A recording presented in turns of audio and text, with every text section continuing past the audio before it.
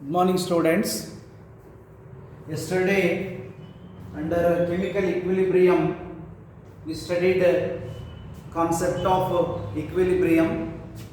After taking a graph of concentration against the time, we have defined that equilibrium is a state or a stage in which the velocity of a forward reaction becomes equal to the velocity of backward reaction, or it is a stage in which the concentration of the reactants becomes equal to the concentration of the product. Then we defined equilibrium constant Kc. Directly we have not given the definition. For that thing we have taken a derivation of a general reversible reaction. For forward reaction we applied law of mass section. For backward reaction we applied law of mass section. At equilibrium V1 is equals to V2. Substituting the values, we got Kc equals K1 upon K2, or Kc equals V1 upon V2, that is, K1 upon K2, that is defined as ratio of the rate constant of a forward reaction to the rate constant of backward reaction. In another manner, you can define by taking another mathematical expression. Kc is equals to square root of C to the power L into D to the power M whole divided by square bracket A to the power X into B to the power Y. According to that mathematical expression, you can define equilibrium constant as the ratio of the molar concentration, product of the molar concentration of the product to the product of molar concentration of the reactants raised to the power is a little lengthy definition for equilibrium constant. ಎರಡನ್ನು ಕಲ್ತ್ಕೊಳ್ಳಿ, ಯಾವುದು easy ಅನ್ಸುತ್ತೆ ಅದನ್ನ definition ಬರೆದ್ರೆ ಸಾಕು. ಎಕ್ಸಾಮ್ದಲ್ಲಿ we are giving you the marks for that. Equilibrium constant Kc is not fixed for all the type of reactions. Therefore, we are continuing the same part. If the reactants and the products, they are in gaseous state. If they are in the gaseous state, what their concentration is expressed in terms of partial pressure.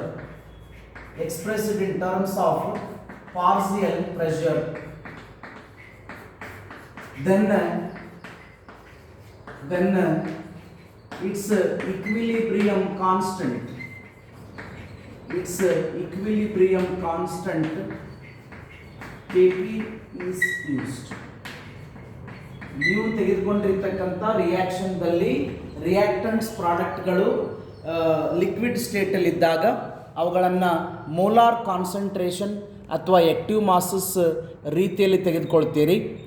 ಅಕಸ್ಮಾತ್ ಅವುಗಳೇನಾದರೂ gaseous ಸ್ಟೇಟಲ್ಲಿದ್ದರೆ ಅವುಗಳ ಕಾನ್ಸಂಟ್ರೇಷನನ್ನು ಪಾರ್ಸಿಯಲ್ pressure ರೂಪದಲ್ಲಿ express ಮಾಡಬೇಕು.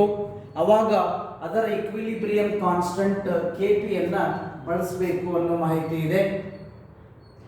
Then K P and K C can be related as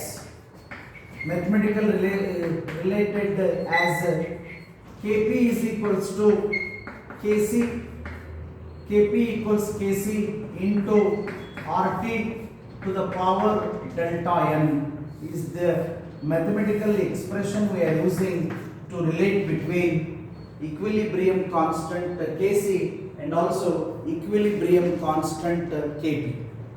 Kc ಅಂದ್ರೂ equilibrium constant, Kp ಅಂದ್ರೂ equilibrium constant, ಹೌದು. ಅದರ ವ್ಯತ್ಯಾಸ ಹೇಳಿದ್ದೀನಿ. ನೀವು ತೆಗೆದುಕೊಂಡಿರ್ತಕ್ಕಂಥ ರಿಯಾಕ್ಷನ್ನಲ್ಲಿ ರಿಯಾಕ್ಟೆಂಟ್ಸ್ ಪ್ರಾಡಕ್ಟ್ಗಳು ಲಿಕ್ವಿಡ್ ಸ್ಟೇಟಲ್ಲಿ ಇದ್ದಾಗ ಅವುಗಳನ್ನು ಮೋಲಾರ್ ಕಾನ್ಸಂಟ್ರೇಷನ್ ಅಥವಾ ಆಕ್ಟಿವ್ ಮಾಸಸ್ ರೀತಿಯಲ್ಲಿ ಎಕ್ಸ್ಪ್ರೆಸ್ ಮಾಡಿದ್ರಿ. ಹಾಗಾಗಿ ಇಕ್ವಿಲಿಬ್ರಿಯಂ ಕಾನ್ಸ್ಟೆಂಟ್ ಕೆಸಿಯನ್ನು ಬಳಸಿದ್ವಿ.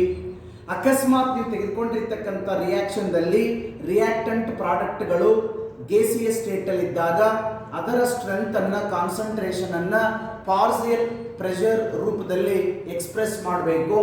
ಅವಾಗ ಬಳಸ್ತಕ್ಕಂಥ ಇಕ್ವಿಲಿಬ್ರಿಯಂ ಕಾನ್ಸ್ಟೆಂಟ್ ಕೆಪಿ ಆಗಿರುತ್ತೆ ಅನ್ನೋ ಮಾಹಿತಿ ಹೇಳಿದ್ದೀನಿ. ತದನಂತರ ಆ ಕೆಪಿ ಮತ್ತು ಕೆಸಿಗಳನ್ನ ರಿಲೇಷನ್ ಕೊಡಬೇಕು ಅಂದ್ರೆ KP equals KC into R T to the power delta N is the mathematical expression we using to give the relation between KP and KC. ಅದರಲ್ಲಿ ಟರ್ಮ್ಸ್ ಗೊತ್ತಿದೆ, ನಿಮಗೆ ಗೊತ್ತಿರೋದನ್ನ ಬಿಡಿ, ಗೊತ್ತಿರಲಾರದ ಟರ್ಮ್ಸ್ ಅನ್ನು ಬರೀಬೇಕು. KP is a equilibrium constant for gaseous reaction. Kc is the equilibrium constant for liquid reaction, where then R is called as gas constant.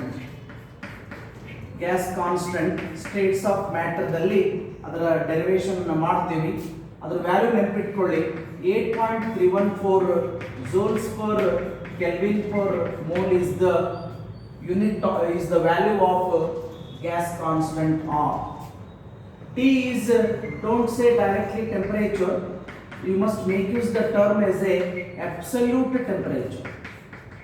ಸಾಮಾನ್ಯವಾಗಿ ಎಲ್ಲೋ ಒಂದು ಕಡೆಯನ್ನು ಹೊರತುಪಡಿಸಿದ್ರೆ ಸಾಮಾನ್ಯವಾಗಿ ನೀವು ಯಾವುದೇ ಪ್ರಾಬ್ಲಮ್ ಅನ್ನು ಸಾಲ್ವ್ ಮಾಡಬೇಕು ಅಂದ್ರೆ ಆ ಪ್ರಾಬ್ಲಮ್ ಅಲ್ಲಿ ಈಕ್ವೇಶನ್ ಪ್ರಕಾರ ಟೆಂಪರೇಚರ್ ಅನ್ನು ಬಳಸ್ತಾ ಇದ್ದೀರಿ ಅಂದ್ರೆ ಆ ಟೆಂಪರೇಚರು ಡಿಗ್ರಿ ಸೆಲ್ಸಿಯಸ್ ದಲ್ಲಿ ಕೊಟ್ಟಿದ್ರೆ ಅದನ್ನ ಕೆಲ್ವಿನ್ ಅಂತ ಕನ್ವರ್ಟ್ ಮಾಡಬೇಕು. 273 ಸೇರಿಸಿ ಕೆಲ್ವಿನ್ ಅಂತ ಕನ್ವರ್ಟ್ ಮಾಡಬೇಕು. ಆ ಟೆಂಪರೇಚರ್ಗೆ ಅಬ್ಸಲ್ಯೂಟ್ ಟೆಂಪರೇಚರ್ ಅನ್ಬೇಕು. Clear? If the temperature is given in the form of a degree Celsius, by adding 273 to that given value, you must convert it into Kelvin. That temperature is called as a absolute temperature. The new term, that is delta n. ಏನು delta n ಅಂದ್ರೆ short ಬರೀತೀನಿ, number of gaseous product, number of gaseous product minus number of gaseous reactants. ಕೇವಲ number of product minus number of reactant ಅಂತ ಬರೋದಿಲ್ಲ, number of gaseous product minus number of gaseous reactants ಇದೆ. ಅಂದ್ರೆ ನೀವು reaction ಬರೆಯೋ ಟೈಮಲ್ಲಿ left side ಮತ್ತು right ಸೈಡ್ಗಳಿರ್ತಕ್ಕಂಥ reactants ಪ್ರಾಡಕ್ಟ್ಗಳ ಭೌತಿಕ ಸ್ಥಿತಿಯನ್ನ ಕೆಳಭಾಗದಲ್ಲಿ ಬರಿಬೇಕು. ಎಸ್ ಅಂತ ಸಾಲಿಡ್ಗೆ, ಎಲ್ ಅಂತ ಲಿಕ್ವಿಡ್ಗೆ, ಜಿ ಅಂತ ಗ್ಯಾಸ್ಗೆ ಬರೋದು. ಗ್ಯಾಸ್ಗಳ ರೀತಿಯಲ್ಲಿ ಇದ್ದಾಗ ಪ್ರಾಡಕ್ಟ್ಗಳು ಮೈನಸ್ ಗ್ಯಾಸಿಯಸ್ ರಿಯಾಕ್ಟೆಂಟ್ಸ್ ಅನ್ನ ಸಬ್ಸ್ಟ್ರಾಕ್ಟ್ ಮಾಡಿದ್ರೆ ಸಿಗ್ತಕ್ಕಂಥ ವ್ಯಾಲ್ಯೂವೇ ಡೆಲ್ಟಾ ಎನ್ ಆಗಿರುತ್ತೆ.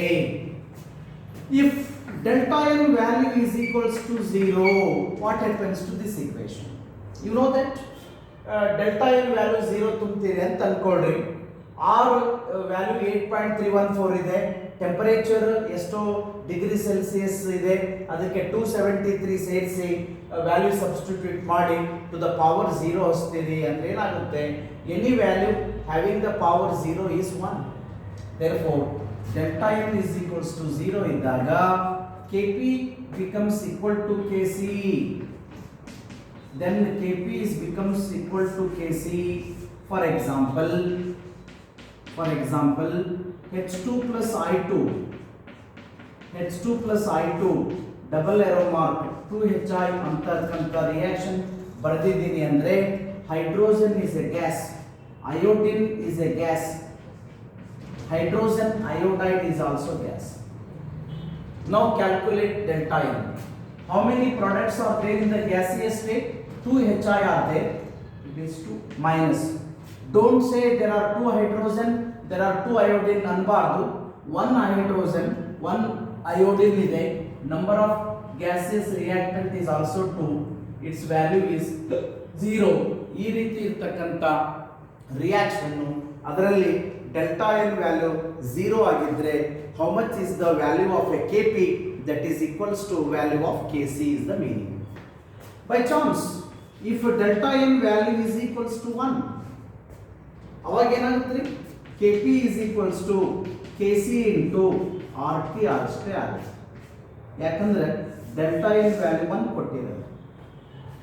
ದೆನ್ ಕೆ ಪಿ ಮೂರು ಇಕ್ವೇಶನ್ ಇದೆ ನೋಡ್ರಿ. K P equals K C into R T to the power delta N is the general equation to relate between K P and K C. Kp is equals to Kc is the second equation when delta n value is equals to 0. Similarly, Kp equals Kc into Rt to the Rt value is there if delta n value is equals to 1. There you can do the example. PCl5 is there in the gaseous state, dissociated into PCl3. Phosphorus trichloride is a gas and Cl2 is also gas. What is the delta n? How many number of gases product? 1 PCl3, 1 Cl2. There are 2 products. Minus 1 PCl5. Therefore, 2 minus 1 is 1. For this type of reaction, where delta n value is equals to 1, then Kp is equals to Kc into Rt only. This is the new concept. I think you not yet studied in the earlier classes. ಎಲ್ಲಿ ಕಲ್ತಿದ್ದಿರುತ್ತೋ ಸ್ವಲ್ಪ ಫಾಸ್ಟಾಗಿ ಹೋಗ್ರಿ. ಕಲಿದೇ ಇರತಕ್ಕಂಥದ್ದನ್ನು systematic ಆಗಿ study ಮಾಡ್ತಾ ಹೋದರೆ ಅರ್ಥ ಆಗುತ್ತೆ. K P ಅನ್ನು ತೆಗೆದುಕೊಂಡ್ರು ಸಹಿತ equilibrium constant, but reaction gaseous ಸ್ಟೇಟಲ್ಲಿ ಇದ್ದಾಗ ಅವುಗಳ ಸ್ಟ್ರೆಂತನ್ನು ಪಾರ್ಸಿಯಲ್ ಪ್ರೆಷರ್ ರೀತಿಯಲ್ಲಿ ಹೇಳಬೇಕು. ಅವೆರಡನ್ನ ರಿಲೇಷನ್ ಮಾಡಲಿಕ್ಕೆ ಇಕ್ವೇಷನ್ ಕೊಟ್ಟು ಸ್ವಲ್ಪ ಮಾಡಿಫೈ, ಡೆಲ್ಟಾ ಎನ್ ವ್ಯಾಲ್ಯೂ 0 ಇದ್ದರೆ ಎಷ್ಟು, ಡೆಲ್ಟಾ ಎನ್ ವ್ಯಾಲ್ಯೂ 1 ಇದ್ದರೆ ಎಷ್ಟು ಅನ್ನೋದನ್ನು ಬರೆದಿದ್ದೀನಿ. Now let us take different examples of a reversible reaction to which we should try to write the expression of both Kp as well as Kc. ಈಗೇನು ಮಾಡೋಣ ಅಂದರೆ ಕೆಲವಿಷ್ಟು reversible reactions ಅನ್ನ ಬರಿತಾ ಹೋಗ್ತೀನಿ. ಅವುಗಳ ಎಕ್ಸ್ಪ್ರೆಷನ್ ಆಫ್ Kc ಮತ್ತು expression of Kp ಬರೆಯೋದು ಹೇಗೆ ಅನ್ನೋದನ್ನು ಕಲಿತ್ಕೊಳ್ಳೋಣ. ಒಂದೆರಡು ನಾನು ಬರೆಯೋದನ್ನು ಗಮನಿಸ್ರಿ, ತದನಂತರ ನೀವೇ ಟ್ರೈ ಮಾಡಬೇಕು. I'll take first simple general reaction. A plus 2B double arrow mark C plus 3D is the equation. Assume that all are in the gaseous state. No, I'm not writing gaseous. Assuming that if you want to write Kp, assume that both all are in the gaseous state. If you want to write Kc, assume that all are in the liquid state. ಅವುಗಳ Kc ಹೇಗೆ ಬರೀಬೇಕು ಅಂದರೆ Kc is equals to product ಅನ್ನು ಮೇಲೆ ಬರೀರಿ, square bracket C to the power 1 ಅಂದ್ರೆ ಹಾಗೆ ಬಿಡಿ, ಅಥವಾ square bracket into square bracket D to the power 3 whole divided by square bracket A to the power 1 into B to the power 2. This is Kc. We know the definition. But the equilibrium constant is defined as the ratio of the active mass, product of the active masses of the product divided by to the product of active masses of reactant raised to the power ಅಂತ ಕಲ್ತಿದ್ದೀವಲ್ಲ. ಅದಕ್ಕೆ ಒಂದೊಂದು ಕ್ಲಾಸನ್ನು ಮತ್ತೊಂದು ಕ್ಲಾಸಿಗೆ connect ಮಾಡೇ ಕಲ್ತ್ಕೋಬೇಕು. All of a sudden if you join it freshly for today's class, it may not be understood at all. ಹಾಗೆ ಒಂದಕ್ಕೊಂದು connect ಮಾಡಿ ಕಲಿತಾಗ ಮಾತ್ರ ಸಾಧ್ಯತೆ ಇರುತ್ತೆ. ಇದರ ಕೆ ಪಿ ಹೇಗೆ ಬರಿಬೇಕಂತ ನೋಡ್ಕೊಳ್ಳಿ ಒಂದ್ಸಾರಿ ಕನ್ಫ್ಯೂಸ್ ಆದರೆ. K P is equals to partial pressure of C into ಏನು ಬರೆದಿಲ್ಲ ಅಂದರೆ ಅಂಡರ್ಸ್ಟುಡ್ ಬರೆದ್ರು ಸರಿ, partial pressure of D to the power 3. ಇಲ್ಲೇನೂ ಬರೆದಿಲ್ಲ, ಒಂದು ಬರೆದ್ರು ಅಷ್ಟೇ, ಬರೆದೇ ಇದ್ರು ಅಷ್ಟೇ. P into C, Pc into P cube D whole divided by Pa into P square B is the expression of Kp for that reaction. Try ಮಾಡೋದು. I will take different examples. 2Hi, arrow mark, H2 plus I2, ಪಟ ಹೇಳ್ತಾ ಹೋಗಿ, ಅಥವಾ ಇದೊಂದು ನೋಡ್ಕೊಳ್ರಿ, next ನೀವೇ ಹೇಳ್ತಾ ಹೋಗಿ. Kc is equals to square bracket H2 into square bracket I2 whole divided by square bracket Hi to the power 2. Clear? Kp is equals to PH2 partial pressure of hydrogen into partial pressure of iodine whole divided by P square HI is the K. ಸರಿನಾ? ಈಗ ನೀವೇ ಬರೀತಾ ಹೋಗಿ. 2NO double arrow mark N2 plus O2 reaction ಸುಮ್ಮನೆ ಯಾವ್ದು ಬೇಕಾದನ್ನು ಬರೀಬಾರ್ದು, ಅದು possible ಇರಬೇಕು ಮತ್ತೆ ಬ್ಯಾಲೆನ್ಸ್ಡ್ ಇರಬೇಕು. Left side right side balancing ಕೂಡ ಇರಬೇಕು. ಇದರ KC ಏನು ಬರೀತೀನಿ ನೋಡಿ, ಹೇಳಿ ನೀವೇ. Square bracket N2 into square bracket O2 whole divided by square bracket NO to the power 2. What is Kp?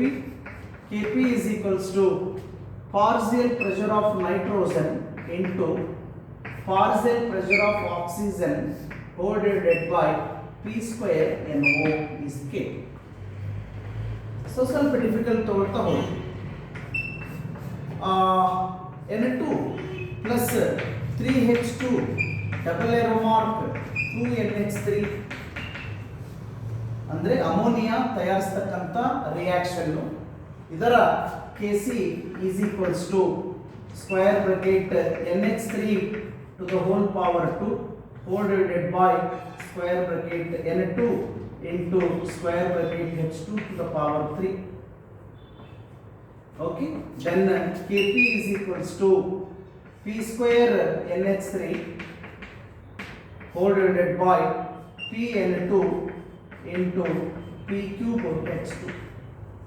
Like this, by if you are getting a knowledge of writing the Kc and Kp for one reaction, you should feel easy to write for any type of reactions. Last example, PCl5 dissociated into PCl3 plus Cl2. Its Kc is equals to ಸ್ವಲ್ಪ careful ಆಗಿ ಓದಬೇಕು. Partial pressure of PCl3 ಎರಡನ್ನು ಒಟ್ಟಿಗೆ ಬರೀಬಾರ್ದು, ಸ್ವಲ್ಪ ಕೆಳಗೆ ಮಾಡಬೇಕು, subscript ಮಾಡಬೇಕು.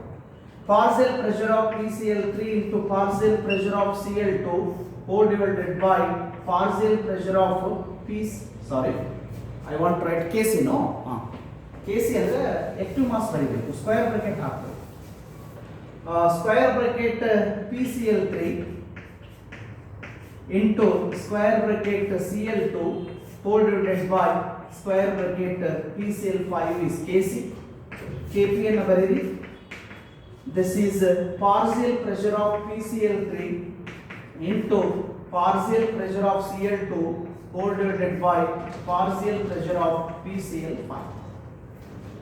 ಹೀಗೆ ಯಾವುದೇ ಜನರಲ್ ರಿಯಾಕ್ಷನ್ ಆಗಿರಲಿ ಅಥವಾ ಪರ್ಟಿಕ್ಯುಲರ್ ಎಕ್ಸಾಂಪಲ್ ಆಗಿರಲಿ ನಿಮ್ಮ ಹತ್ರ ಇತ್ತು ಅಂದರೆ ಅದಕ್ಕೆ KC ಮತ್ತು KP ಎರಡರ ಮ್ಯಾಥಮೆಟಿಕಲ್ ಎಕ್ಸ್ಪ್ರೆಷನನ್ನು ಬರೀಲಿಕ್ಕೆ ಪ್ರಯತ್ನ ಮಾಡಬೇಕು.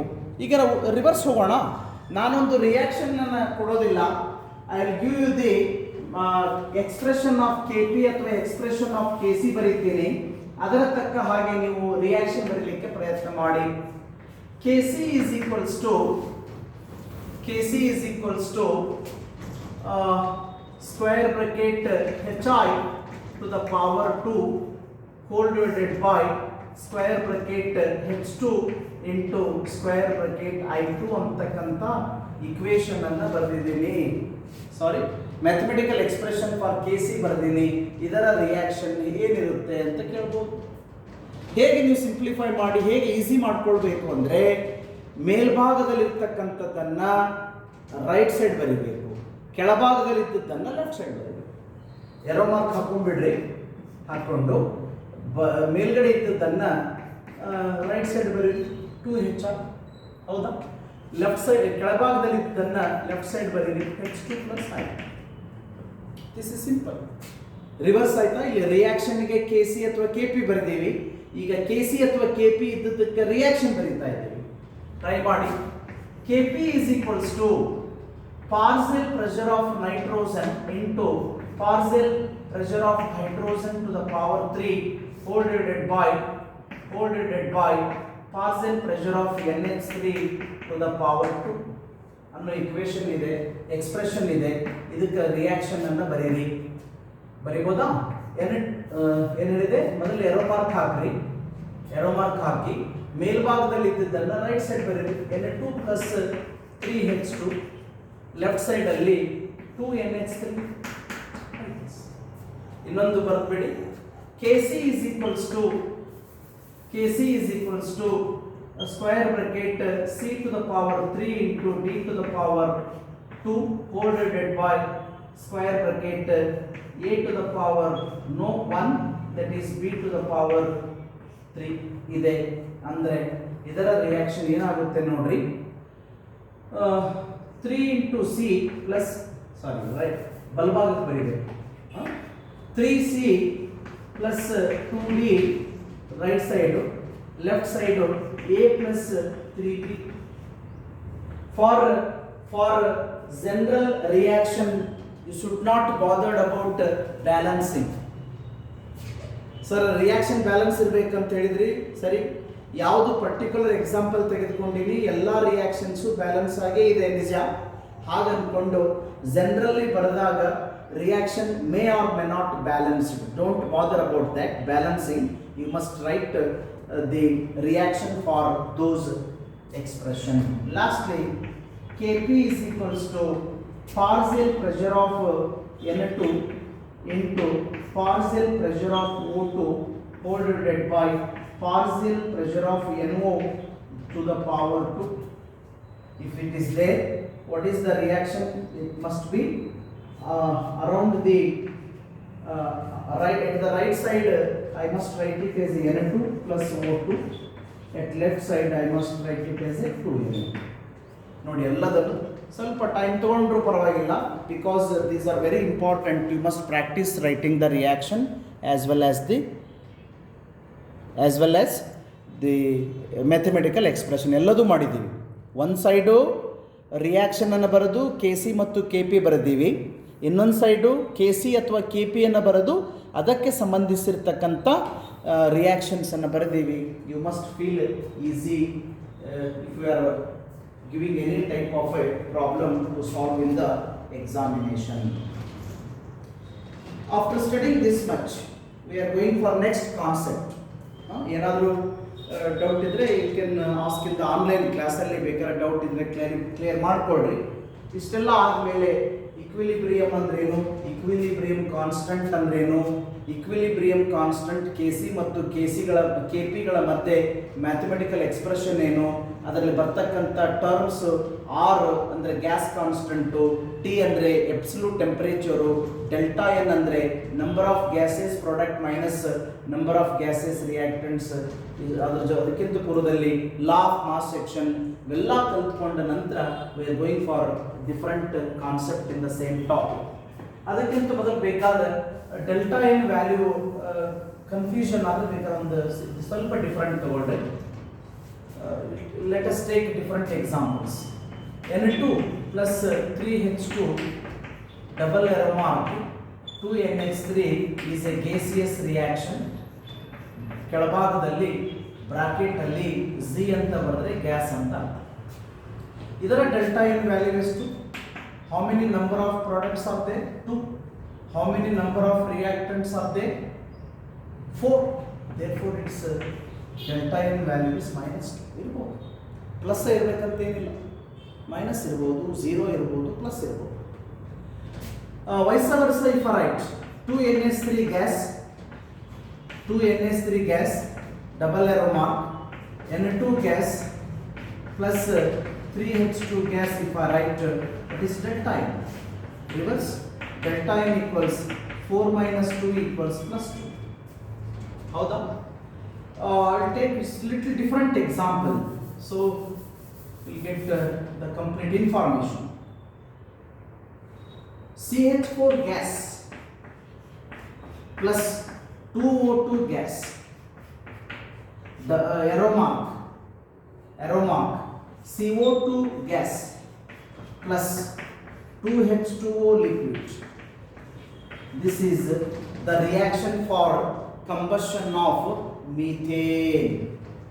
ಮೀಥೇನ್ ಅಂತಕ್ಕಂಥ ಅಲ್ಕೇನ್ ಅನ್ನ ಏರ್ ಇರುವ ಹಾಗೆ ಕಾಯಿಸಿದಾಗ ನಡೀತಕ್ಕಂಥ ರಿಯಾಕ್ಷನ್ ಅನ್ನ ಬರೆದಿದ್ದೀನಿ. CH4 gas plus 2O2 gas, arrow mark CO2 gas, CO2 gas plus 2H2O liquid. Single arrow mark ಬರೆಯಿರಿ ಸಬ್ಜೆಕ್ಟ್ ಕಾನ್ಸೆಪ್ಟ್ ಇಲ್ಲಿ. Can you tell me the what is delta N value? ಹೀಗೆ ಅಕಸ್ಮಾತ್ ಆಗಿ ಬ್ಲೈಂಡ್ ಆಗಿ sir ಏನು ಹೇಳ್ಯಾರ, number of product minus number of reactant ಅಂತ ಹೇಳ್ಯಾರ ಅಂತ ಬರೆದು ಬಿಟ್ರೆ ತಪ್ಪಾಗುತ್ತೆ. ನಾ number of product minus number of reactants ಅಂತ ಹೇಳಿ number of gaseous product minus number of gaseous reactant ಅಂತ ಹೇಳಿದ್ದೀನಿ. ಹಾಗಾಗಿ by chance if you return like this 3 minus 3 is equals to 0 ಅಂತ ಬರೆದ್ರೆ ದಿಸ್ ಈಸ್ ರಾಂಗ್. ಯಾಕೆ ತಪ್ಪಂದ್ರೆ ನೀವೇನ್ ಮಾಡಿದ್ದೀರಿ, ಇಲ್ಲಿ ಪ್ರಾಡಕ್ಟ್ ಎಷ್ಟು ಅದಾವು ಮೈನಸ್ ರಿಯಾಕ್ಟೆಂಟ್ ಎಷ್ಟು ಅದಾವು ಬರ್ದಿದ್ದೀವಿ ಸರ್, ಅದೇ ತಪ್ಪು ಅಂತ ಪ್ರಶ್ನೆ ಮಾಡಿದ್ರೆ ಇದರ ಕರೆಕ್ಟ್ ಅನ್ನ ವಿಚಾರ ಮಾಡಿ ಬರೀರಿ. Number of gaseous product is only one, that is carbon dioxide, plus 2H2O is not a gas because I have written liquid. Therefore delta N is equals to 1 minus 2 oxygen plus 1 methane, it is 3, it is equals to minus 2. This is right. Okay, confusion ಅನ್ನು avoid ಮಾಡಲಿಕ್ಕೋಸ್ಕರ ನಾನು ಸ್ವಲ್ಪ different examples ಅನ್ನು ತೆಗೆದುಕೊಂಡಿದ್ದೀನಿ. ಕೆಲವಿಷ್ಟು ಸಾರಿ ಅದ್ರ ಮೇಲೆ problems solve ಮಾಡಬೇಕಾದ್ರೆ delta N ವ್ಯಾಲ್ಯೂವನ್ನು ಉಪಯೋಗಿಸಿಕೊಂಡು ಪ್ರಾಬ್ಲಮ್ ಸಾಲ್ವ್ ಮಾಡಬೇಕು ಅಂತಾದಾಗ you must be very careful. First of all you should try to write the reaction according to the statement. ಯಾವ ಸ್ಟೇಟ್ಮೆಂಟ್ ಕೊಟ್ಟಿರ್ತೀವೋ ಅದರ ಪ್ರಕಾರ, ಯಾವ ಕಂಪೌಂಡ್ ತೆಗೆದುಕೊಂಡಿರ್ತೀವೋ ಅದರ ಪ್ರಕಾರ ರಿಯಾಕ್ಷನ್ ಅನ್ನು ಬರೆದು ಅವುಗಳ ಸ್ಟ್ಯಾಂಡರ್ಡ್ ಭೌತಿಕ ಸ್ಥಿತಿಯನ್ನ ಬಿಲೋ ದ ಕಂಪೌಂಡ್ ಬ್ರಾಕೆಟ್ ಅಲ್ಲಿ ಸ್ಮಾಲ್ ಲೆಟರ್ ಅಲ್ಲಿ ಬರೀಬೇಕು. ಹೇಳಿದ್ನಲ್ಲ, S is for solid, solid ರೀತಿಯಲ್ಲಿದ್ದರೆ ಸ್ಮಾಲ್ ಎಸ್ ಅಂತ ಬರೀಬೇಕು, ಲಿಕ್ವಿಡ್ ರೂಪದಲ್ಲಿದ್ದರೆ ಎಲ್ ಅಂತ ಬರೀಬೇಕು, ಗ್ಯಾಸಿಯಸ್ ರೂಪದಲ್ಲಿದ್ದರೆ ಜಿ ಅಂತ ಬರೀಬೇಕು. ಅದನ್ನು ಅಕಸ್ಮಾತ್ ನೀರಿನಲ್ಲಿ ಕರಗಿಸಿದ್ದು ಆಗಿದ್ದರೆ, ಅಕ್ವಿಯಸ್ ಆಗಿದ್ದರೆ AQ ಅಂತ ಬರೀಬೇಕು. These are the terms we are using to represent the physical states of the reactants as well as product while writing the reaction, different types of the reactions according to the statement. Statement ಪ್ರಕಾರ ನಾವು ಬೇರೆ ಬೇರೆ type ರಿಯಾಕ್ಷನ್ಸನ್ನು ಬರೀಬೇಕಾದ್ರೆ ಅದರ physical ಸ್ಟೇಟ್ಸನ್ನು mention ಮಾಡಬೇಕಾದ್ರೆ AQ ಅಂತ ಬರೀಬೇಕು if it is aqueous, S ಅಂತ ಬರೀಬೇಕು if it is a solid, L ಅಂತ ಬರೀಬೇಕು if it is a liquid, G ಅಂತ ಬರೀಬೇಕು if it is a gas. Okay, after this we are supposed to go for the different concept as I said, acids and bases. acids ಅಂದ್ರೇನು, base ಅಂದ್ರೇನು ಅನ್ನೋದ್ರ ಬಗ್ಗೆ ಕಲ್ತ್ಕೊಳ್ಬೇಕು. ನೀವು ಅಕಸ್ಮಾತ್ ಸ್ವಲ್ಪ ಮಟ್ಟಿಗೆ ಕಲ್ತಿದ್ರೆ what you studied, what you know about acid, you have to recall. ನಾವು ಸ್ವಲ್ಪ ಡೀಟೇಲ್ಸ್ ಜಾಸ್ತಿ ಪ್ರಮಾಣದಲ್ಲಿ ಕಲಿಸ್ತೀವಿ, that is correct. But what you know, what you studied in the high school level, that you must try to recall. ಏನು ಕಲ್ತಿರ್ಬೋದು ನೋಡೋಣ. Sir I can say what is acid ಅಂತ ಯಾರಾದ್ರು student ಅಂತ ಹೇಳಿದ್ರೆ, sir our sirs said that acids are sour to taste. Sir ನನಗೆ ಗೊತ್ತಿದೆ, ನಮ್ಮ ಸರ್ ಹೇಳಿಕೊಟ್ಟಿದ್ದಾರೆ ಆಮ್ಲಗಳು ಹುಳಿಯಾಗಿರುತ್ತವೆ. Of course may be correct, it is correct no doubt, but it is not the definition. Of course the acids are sour to taste, but it should not become the definition for acid. Okay, ಹಾಗಾಗಿ ಕಲ್ತಿದ್ದು ಇದು ಸ್ವಲ್ಪ ಮುಂದೆ ಕಲ್ತಿದ್ರೆ okay. Sir we know that acids are the substance which contains hydrogen ion, H+ ion ಅನ್ನ ಬಿಟ್ಕೊಟ್ರೆ acid, OH- ion ಅನ್ನ ಬಿಟ್ಕೊಟ್ಟಿದ್ರೆ ಬೇಸು ಅಂತ ಕಲ್ತಿದ್ರೆ ಒಳ್ಳೆಯದು. It's correct. ಆಮ್ಲಗಳು ಅಂದರೆ ಹೈಡ್ರೋಜನ್ ಅಯಾನ್ ಅನ್ನು ಬಿಟ್ಕೊಡ್ಬೇಕು, ಪ್ರತ್ಯಾಮ್ಲಗಳು ಅಂದರೆ ಹೈಡ್ರಾಕ್ಸಿಲ್ ಅಯಾನ್ ಅನ್ನ ಬಿಟ್ಕೊಡ್ಬೇಕು ಅಂತ